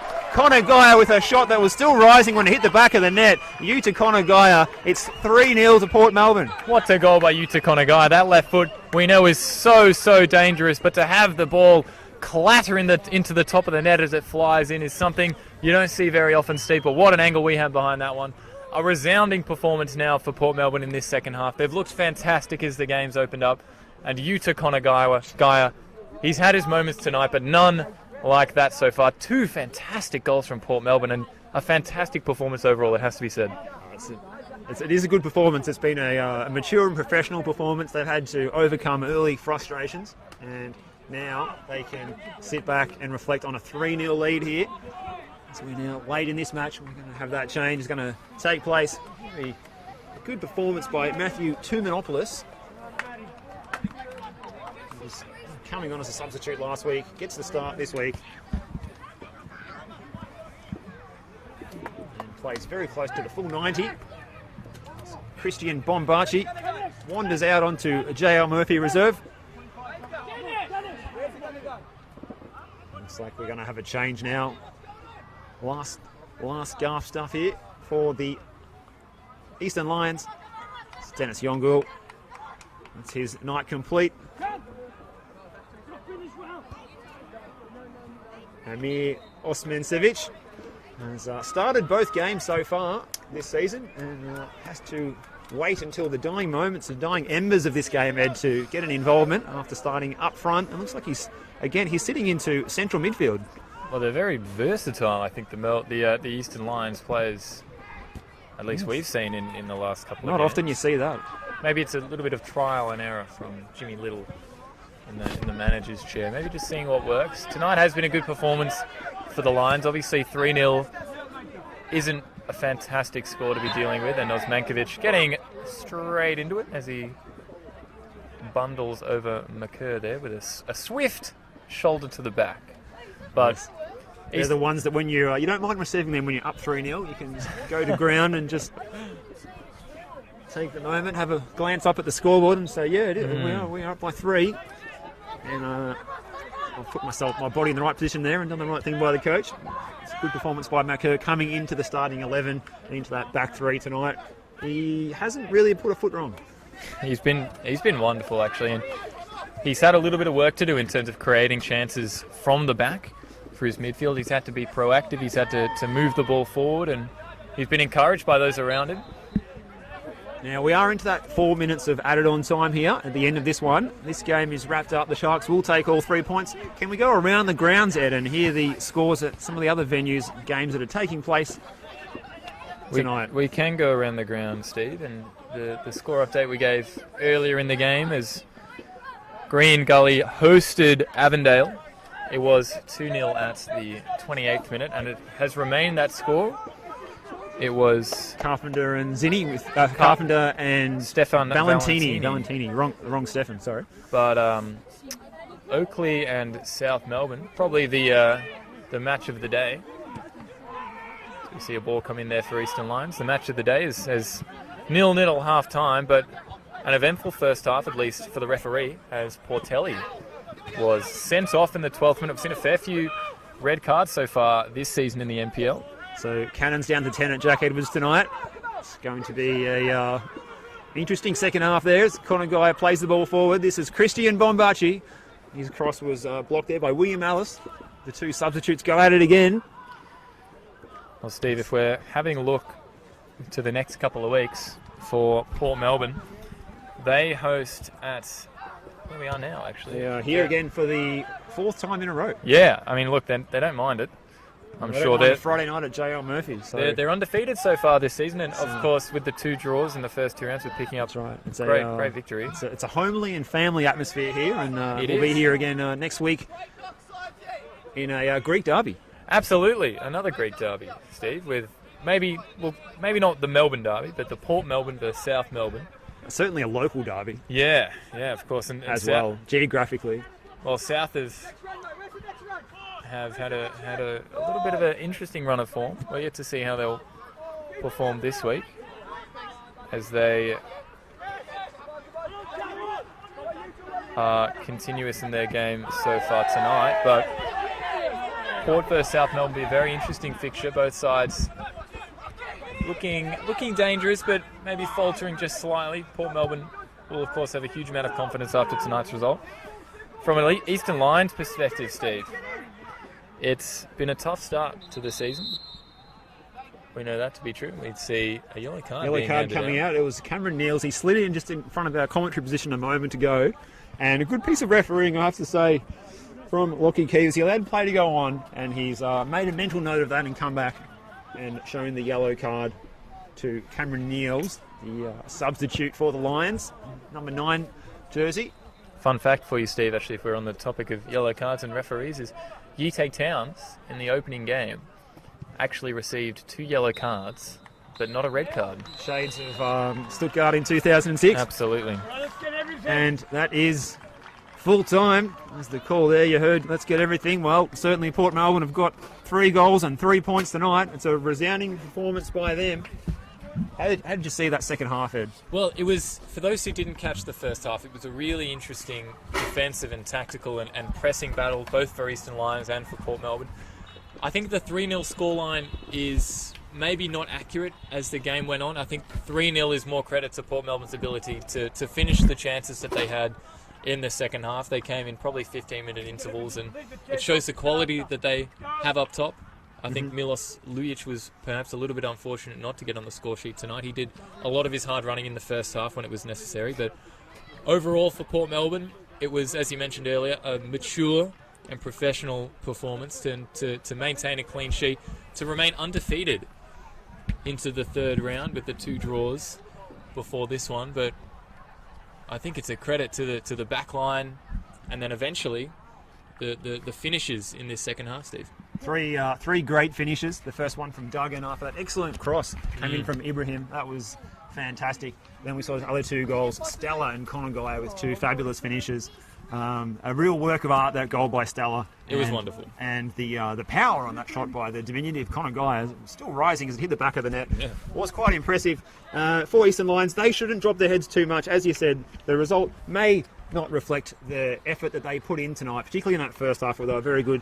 As we said, pending that pitch inspection, they will be at home next week at Gardeners Creek Reserve, and that match will be against Dandenong Thunder. So a chance for them to get on the board next week, maybe get some players back into the starting team, and that's followed up by a game away to St Albans, and then a home game against Hume, who are on fire so far this They're season. flying at the moment, Steve. They're flying. So a mixed run of fixtures coming up for Jimmy Williams' side, and we wish them good luck in their maiden NPL top tier season.